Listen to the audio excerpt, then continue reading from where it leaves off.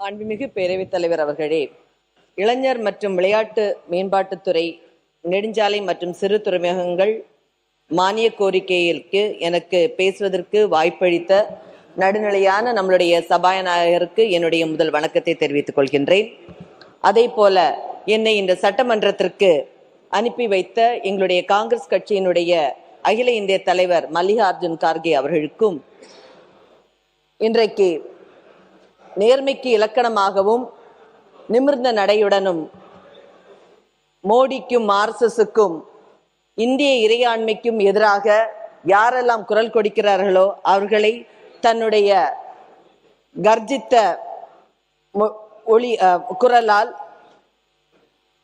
அடக்கி வைக்கக்கூடிய எங்களுடைய மாநிலங்களவை எதிர்க்கட்சி தலைவர் திரு ராகுல் காந்தி அவர்களுக்கும், பெண்களுக்கே எடுத்துக்காட்டாக அரசியலில் பெண்கள் எவ்வாறு இருக்க வேண்டும் என்று முன்மாதிரியாக இருக்கக்கூடிய எங்கள் அன்னை சோனியா காந்தி அவர்களுக்கும், எங்களுடைய மாநில தலைவர் திரு மாணிக்கம் தாகூர் அவர்களுக்கும், என்னை இங்கு மக்களின் குரலாக ஜனநாயகத்தின் மேல் நம்பிக்கை வைத்து என்னை அனுப்பி வைத்த எங்களுடைய குளச்சல் தொகுதி மக்களுக்கும், அதற்காக உழைத்த கூட்டணி கட்சியை சார்ந்த தலைவர்கள் மற்றும் தொண்டர்கள் அனைவருக்கும் என்னுடைய மனமார்ந்த நன்றியை தெரிவித்துக் கொள்கின்றேன்.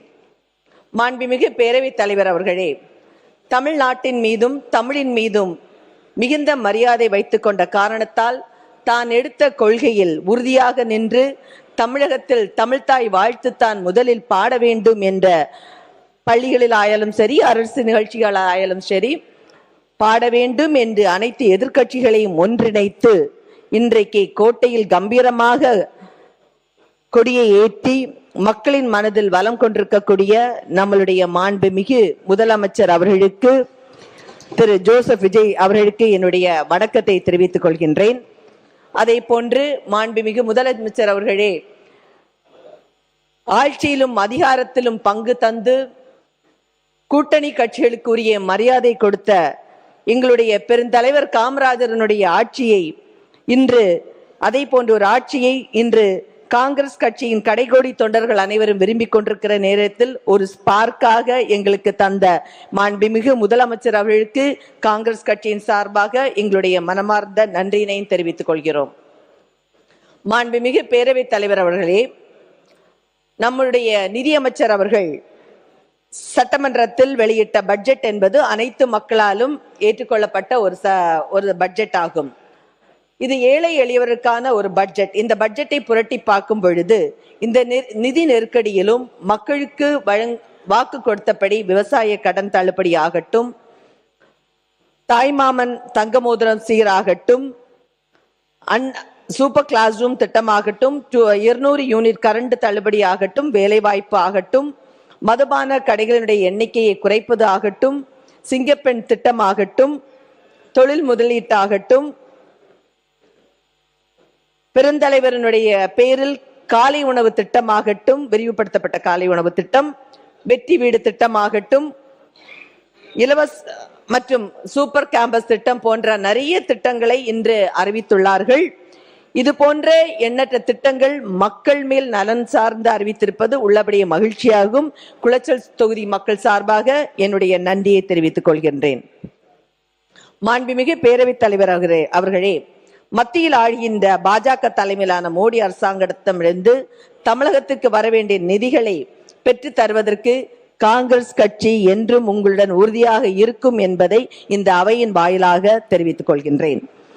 மாண்புமிகு பேரவைத் தலைவர் அவர்களே, இருமொழி கொள்கையை பாதுகாப்பதிலும் காங்கிரஸ் கட்சி என்றும் உங்களுடன் துணையாக இருப்பதும் என்பதை இந்த அவையில் தெரிவித்துக் கொள்கிறேன்.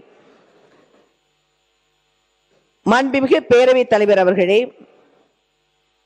கிராமப்புற ஏழை மக்கள், ஏழை குடும்பங்களை சார்ந்த மாணவர்களின் உயர்கல்வி கனவுகளுக்கு தடையாக இருக்கக்கூடிய நீட் தேர்வுக்கு எதிராக தமிழக மக்களின் உணர்வுகளையும் தமிழ்நாட்டு அரசின் நிலைப்பாட்டையும் காங்கிரஸ் கட்சி முழுமையாக ஆதரிக்கிறது. அதே போன்று மாண்புமிகு பேரவைத் தலைவர் அவர்களே, நீட் போன்ற தேர்வுகள் வருவதற்கு காங்கிரஸ் கட்சி காரணமாக இருந்தது என்று நேற்றைய சட்டசபையில் அதிமுகவை சார்ந்த குழு தலைவர் பேசினார்கள். காங்கிரஸ் காங்கிரஸ் கொண்டு வந்த 100 நாள் திட்டம் போன்றவை பாஜக அரசு நிறுத்த துணிகிறது. காங்கிரஸ் கட்சியின் எத்தனையோ திட்டங்களை தடுத்து நிறுத்தக்கூடிய பாஜக அரசு நீட் தேர்வை ஏன் ரத்து செய்ய முடியவில்லை? அதை போன்று அம்மையார் ஜெயலலிதா மறைவுக்கு பின்னர் பாஜகவின் உதயா மின் திட்டம் போன்றவற்றை கொண்டு வந்ததில் அதிமுக பாஜகவை ஆதரித்தது என்பது நிதர்சனமான ஒரு உண்மையாகும். இது உலகே அறியும். இந்திய காங்கிரஸ் கட்சி தனது தேர்தல் அறிக்கையிலும் நீட் திட்டத்தை ரத்து செய்வது குறித்து வலியுறுத்துகிறது. காங்கிரஸ் கொண்டு வந்த அனைத்து திட்டத்தையுமே பாஜக மாற்ற துணிகிற பொழுது ஏன் இதை மாற்ற துணியவில்லை என்பதை இந்த அவையில் நான் கேட்டுக்கொள்ள கடமைப்பட்டிருக்கிறேன். அதே போன்று மத்திய உணவு திட்டம் மூலம் கல்வியை அனைவருக்கும் எடுத்து செல்ல வேண்டும், எளிமையான மக்களும் கல்வி கற்க வேண்டும் என்ற நோக்கத்துடன் அன்றைக்கு பெருந்தலைவர் காமராஜர் அவர்கள் தொடக்க பள்ளிகளையும் 10 கிலோமீட்டருக்கு ஒரு உயர்நிலை பள்ளியையும் கொண்டு வந்தார். இன்று பல்வேறு துறைகளில் பெரிய பெரிய பதவிகளில் வைக்கக்கூடியவர்கள் அன்று காமராஜரின் மத்திய உணவு திட்டத்தினால் வந்தவர்கள் என்பதை நாம் மறுப்பதற்கு இல்லை என்பதை ஆணித்தரமாக கூற விரும்பப்படுகிறேன். அதே போன்று தமிழகம் இன்று கண்டிருக்கக்கூடிய மிகப்பெரிய வளர்ச்சிக்கும் காரணமாக வித்திட்டவர் நம்மளுடைய பெருந்தலைவர் காமராஜர் என்பதையும் இந்த அவையில் குறிப்பிட விரும்புகிறேன். அதே போன்று ஒவ்வொரு 3 மைல் தொலைவிலும் நடுநிலை பள்ளியும் 5 மைல் தொலைவிற்கு ஒரு உயர்நிலை பள்ளியும் அவர் கட்டினார். இந்த மக்கள் மத்தியில் என்றும் இடம்பெற்று இருக்கக்கூடிய பெருந்தலைவர் காமராஜரின் பெயரை காலை உணவு திட்டத்திற்கு வைத்தது உண்மையிலே சால சிறந்தது. தலைவர் காமராஜர் காலை உணவு திட்டத்திற்கு பெயர் சூட்டிய மாண்புமிகு முதலமைச்சர் அவர்களுக்கு இந்த நேரத்தில் காங்கிரஸ் கட்சியின் சார்பாக நன்றியினை தெரிவித்துக் கொள்கிறேன். அதே போன்று மாண்புமிகு பேரவைத் தலைவர் அவர்களே, மத்திய அரசாங்கத்தால் இன்றைக்கு மத்திய அரசாங்கம் நடத்தப்படக்கூடிய ஐஆர்இஎல் நிறுவனம் குளச்சல் தொகுதியில் மணவாளக்குறிச்சி ஊரில் உள்ளது. இங்கு கடற்கரை மணலில் இருந்து எடுக்கக்கூடிய சிர்கான், சிர்கேனியம் போன்ற கனிம வளங்களை பிரித்து எடுக்கும் பொழுது மக்களுக்கு கேன்சர், அந்த ரெய்ஸ்னால கேன்சர் வருகிறது. ஒவ்வொரு வீட்டிலும் ஒரு கேன்சர் நோயாளி எங்களுடைய கன்னியாகுமரி மாவட்டத்தில், எஸ்பெஷலி குளச்சல் தொகுதியிலும் பழக்கத்தில் இருக்க கிளியூர் தொகுதியிலும் இருக்கிறார்கள். 10/6/2026 அன்று ஓராண்டுக்கு CRZ மற்றும் சுற்றுச்சூழல் அனுமதி மற்றும் நிலங்களை கைப்படுத்த உள்ள அனுமதியை பெறுவதற்கு ஒரு ஆண்டு அனுமதி நாம் கொடுத்துள்ளோம், நீடித்துள்ளது. எனவே இதை செய்தித்தாளின் மூலம் நாங்கள் அறிந்தவுடன் மாண்புமிகு முதலமைச்சர் கவனத்திற்கும் அமைச்சர் கவனத்துக்கும் நாங்கள் எடுத்து சென்றோம். உடனடியாக மாண்புமிகு முதலமைச்சர் அவர்கள் இதை உத்தரவாக வாய்மொழி உத்தரவும் அமைச்சர்களிடம் கொடுத்தார்கள். இமீடியட்டா அதை ஸ்டாப் பண்ணணும். மக்கள் என்ன கேட்கிறார்கள் என்றால், எங்களுக்கு அதை எழுத்தாணையாக உடனே கொடுக்க வேண்டும் என்று மக்களுடைய விருப்பமாக இருக்கிறது. அந்த விருப்பத்தை நான் இங்கே தெரியப்படுத்துகிறேன். அதே போல இது அதே மாதிரி இந்த ஐஆர்இஎல் நச்சு ஆலையால் ஒவ்வொரு வீட்டிலும், நான் நேரமே சொன்னது போல, ஒவ்வொரு வீட்டிலுமே கேன்சர் பேஷண்ட்ஸ் இருக்கிறாங்க.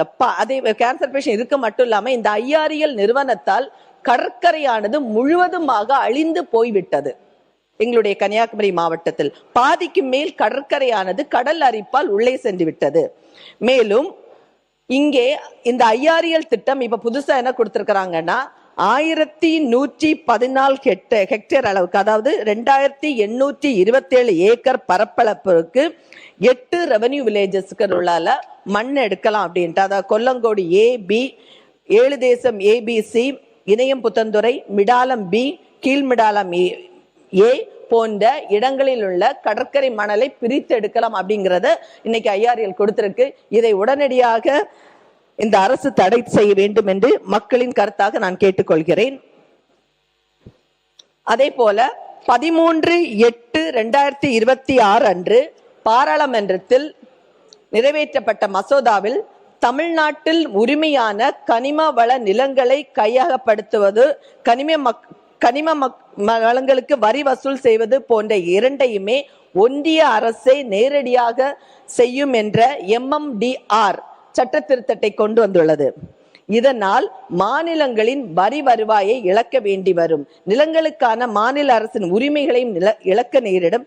எனவே கொடுத்த அனுமதியை ரத்து செய்ய இந்த மாமன்றம் வழியாக தமிழக அரசு கேட்க வேண்டும் என்று நான் கேட்டுக்கொள்கிறேன். அதே போன்று மாண்புமிகு பேரவைத் தலைவர் அவர்களே, குமரி மாவட்டத்தில் உள்ள குளச்சலில் ஒரு வரலாற்று சிறப்புமிக்க ஒரு துறைமுக நகரமாகும். பண்டைய காலத்தில் எந்த சங்ககால இலக்கியங்கள் எல்லாம் பார்க்கும் பொழுது தெளிவாக தெரியும். குளச்சலுடைய துறைமுகத்தை பற்றி விரிவாகவே அவர்கள் சொல்லியிருக்கிறார்கள்.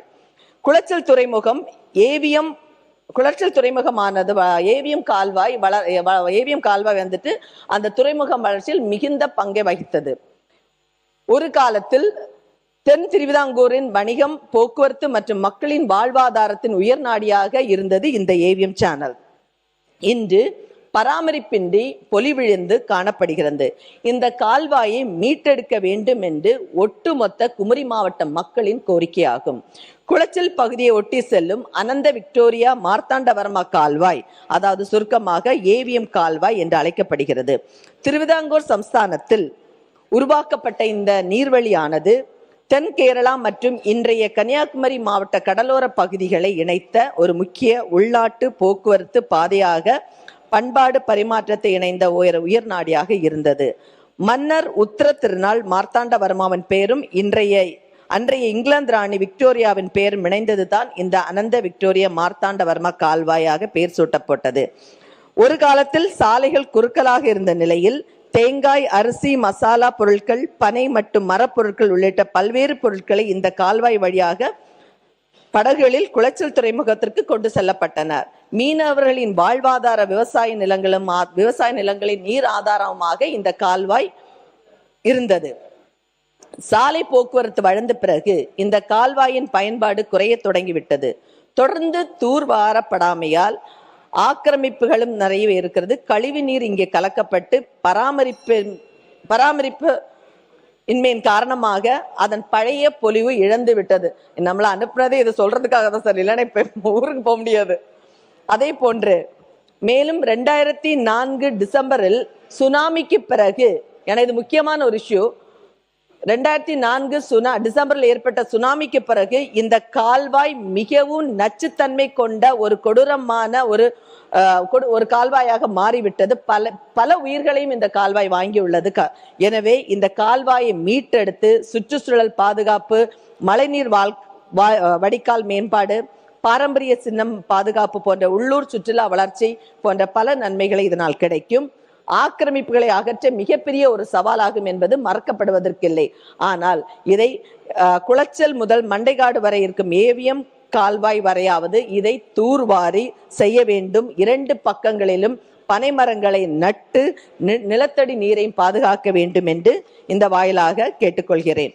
அதே போன்று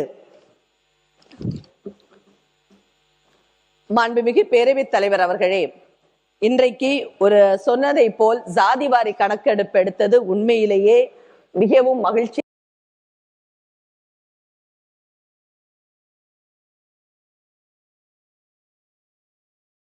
ஒரு விஷயமாகும். எங்களுடைய தலைவர் ராகுல் காந்தி சொன்னது முக்கியமான பிரச்சனையாக உள்ளது.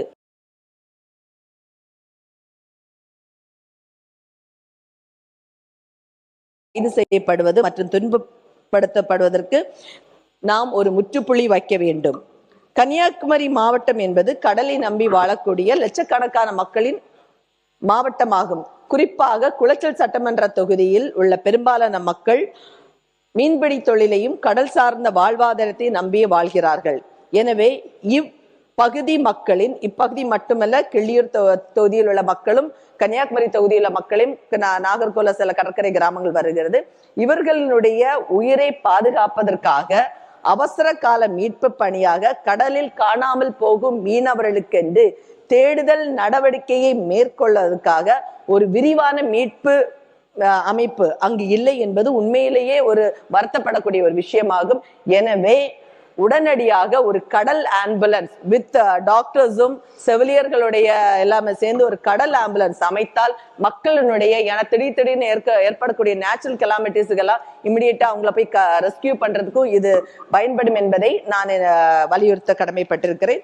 எனவே மக்களின் வாழ்வாதாரத்தையும் உயிரையும் காப்பாற்றுவதற்காக ஒரு கடல் ஆம்புலன்ஸ் கண்டிப்பாக குளச்சலை மையப்பகுதியாக கொண்டு வேண்டும் என்பது மக்களுடைய கருத்தாக உள்ளது. மாண்புமிகு பேரவைத் தலைவர் அவர்களே, தேர்தல் அறிக்கையில் அளிக்கப்பட்ட அனைத்து வாக்குறுதிகளும் இந்த அரசு படிப்படியாக நிறைவேற்றும் என்ற முழு நம்பிக்கையும் மக்களிடமும் எங்களிடம் உள்ளது. அதே நேரத்தில் பெண்களுக்கும் குழந்தைகளுக்கும் எதிராக நடக்கக்கூடிய குற்றங்களை அரசு வன்மையாக இரும்பு கரம் கொண்டு அடக்க வேண்டும். மிகப்பெரிய சவாலாகவே இன்று உள்ளது என்பது மறுக்கப்படுவதற்கு இல்லை. ஆனால் இன்றைக்கு சின்ன சின்ன குழந்தைகளாகட்டும் பெண்களை ரொம்ப வல்கராக பேசிக் கொண்டிருப்பது பெண்ணாக மிகவும் வருந்தப்படக்கூடிய ஒரு விஷயமாக இருக்கிறோம். ஏன்னா பெண்களை வைத்திருக்கிற தாய்மார்கள் எங்களுக்கெல்லாம் மிகவும் கஷ்டமாக இருக்கிறது. எனவே அரசு இதை உடனடியாக இரும்பு கரம் கொண்டு அடக்க வேண்டும் என்பது எங்களுடைய கருத்து. அதே போல மாண்புமிகு பேரவைத் தலைவர் அவர்களே, குளங்கள் மற்றும் நீர்நிலைகளை வண்டல் மண் எடுக்க இன்று பொதுமக்களுக்கு அனுமதி அளித்திருப்பது அரசுக்கு நன்றியை தெரிவித்துக் கொள்கிறேன். இது விவசாயிகளுக்கும் பொதுமக்களுக்கும் ஒரு பயனுள்ள நடவடிக்கையாகும். மாண்புமிகு பேரவைத் தலைவர் அவர்களே, இன்றைக்கு ஏன்னா இது நேஷனல் ஹைவேஸோட இருந்தாலும் நான் இதை சொல்ல வேண்டும் நினைக்கிறேன். NH47 வந்துட்டு வில்லுக்குறியிலிருந்து எங்களுடைய தொகுதியில தக்கலை வர ரோடு ரொம்ப மோசமாக இருக்கு.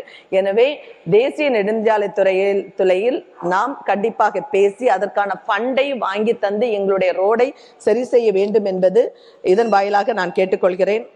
கொஞ்சம் தான் ஆச்சு சார்.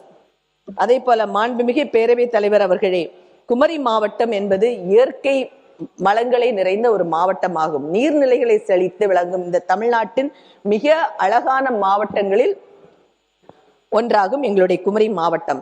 ஏராளமான குளங்களாகட்டும், மலைகளாகட்டும், கடல்களாகட்டும், கால்வாயாகட்டும் போன்ற அனைத்துமே நிறைந்த ஒரு மாவட்டம். ஆனால் இங்கு மிகுந்த வருத்தத்துடன் கூறுகிறேன் என்றால், எனது குளச்சல் தொகுதிக்கு சட்டமன்றத்துக்கு உட்பட்ட நுள்ளிவளை, கப்பியறை, கடியப்பட்டணம், ஆளூர் போன்ற பல கிராமங்களில் பல பகுதிகளில் கடுமையான இவ்வளவு தண்ணீர் இருந்தும் குடிநீர் தட்டுப்பாடு ஏற்படுகிறது. ஏன்னா நிறைய டீசல்ட் பண்ணாம விட்டதுனால எல்லாம் சில பகுதிகளில் 5 நாட்களுக்கு ஒரு தடவை தான் தண்ணீர் குடித்தண்ணீர் கிடைக்கிறது. எனவே நீர்வளம் நிறைந்த மாவட்டத்தில் வாழும் மக்களுக்கு இத்தகைய சூழ்நிலை ஏற்படுவது ஏற்றுக்கொள்ள முடியாத ஒன்றாகும். இப்பிரச்சனைக்கு நிரந்தர தீர்வாக வற்றாத ஜீவநதியாக விளங்கும் எங்களுடைய கன்னியாகுமரியின் தாமிரபரணி ஆறும், கோதையாறும், வள்ளியாறும், பரளியாறு போன்ற ஆற்றிலிருந்து கூட்டு குடிநீர் திட்டத்தை நடைமுறைப்படுத்தினால் குளச்சல் தொகுதியில் உள்ள அனைத்து கிராமங்களுக்கும் ஊர்களுக்கும் குடிநீர் தட்டுப்பாடு என்று கிடைக்கும் என்பது என்னுடைய கருத்தாகும். கன்னியாகுமரி மாவட்டத்தில் நீர் மேலாண்மை பற்றி பேசும் பொழுது பெருந்தலைவர் காமராஜர் பற்றி நாம் நினைவு கூறாமல் இருக்க முடியாது. அவருடைய ஆட்சி காலத்தில் தான் ஏராளமான அணைகளும் குளங்களும் நிறுவப்பட்டது. கன்னியாகுமரி மாவட்டத்தில் உள்ள குளங்களை நாம் எடுத்துக்கொண்டால் அந்த குளங்கள் ஆனது கிட்டத்தட்ட எங்களுடைய 2100 குளங்களுக்கு மேல் உள்ளது. அது ரெவென்யூ ரெக்கார்ட்ஸ்ல இருக்கு. இந்த குளங்கள் எப்படி அன்னைக்கு நடப்பப்பட்டிருந்தா ஒரு குளம் நிறைந்து அடுத்த குளத்துக்கு அந்த தண்ணி மறுகால் வாய்ந்து போய் அப்படியாகத்தான் கன்னியாகுமரி மாவட்டத்தில் அனைத்து அப்படி மாறி மாறி போயிட்டு அவ்வளவு. ஆனா இன்றைக்கு இந்த குளங்கள் என்ன ஆயிடுச்சுன்னா எல்லா இடமே அடப்பு ஏற்பட்டு நிறைய குளங்கள் மூடிக்கொண்டு இருக்கிறார்கள் இந்த ரியல் எஸ்டேட்டுக்காரர்களால். எனவே இந்த பெருந்தலைவர் காமராஜர் கொண்டு வந்த இந்த திட்டங்களை அழிக்காமல் பாதுகாக்க வேண்டியதும் நீர்நிலைகளை பாதுகாக்க வேண்டியதும் நம்மளுடைய கடமையாகும். எனவே அனைத்து குளங்களையும் இணைக்க வேண்டும் என்பது கன்னியாகுமரி மாவட்ட மக்களின் நீண்ட நாள் கோரிக்கையாகும். இதை நிறைவேற்றும்படியாக மாண்புமிகு பேரவைத் தலைவர் வழியாக கேட்டுக்கொள்கிறேன். அதே போன்ற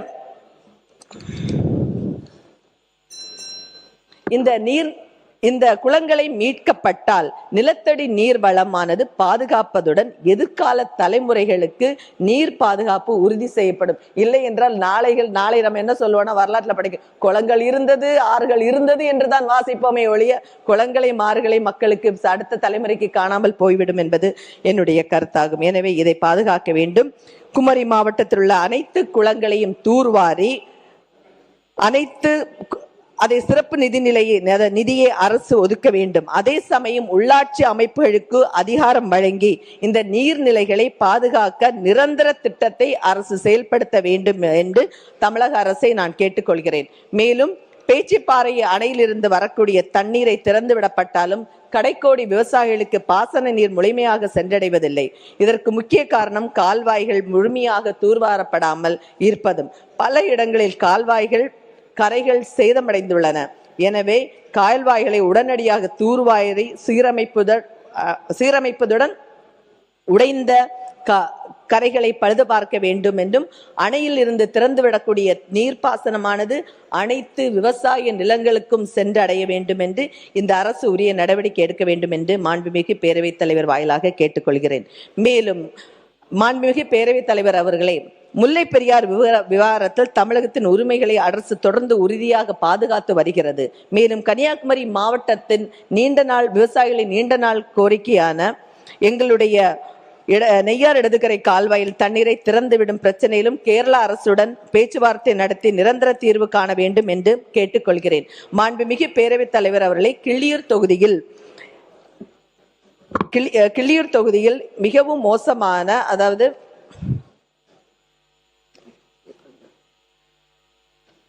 எரமந்துறை நீரோடி முதல் எரமந்துறை வளர்ந்த ரோடு வந்துட்டு ரொம்ப மோசமாக இருக்கிறது. அந்த ரோடை உடனடியாக செப்பனிட வேண்டும் என்று கழிந்த ஆட்சியில் 10 லட்சம் ஒதுக்கீடு பண்ணினாங்க, அதை ஆய்வு செய்வதற்காக.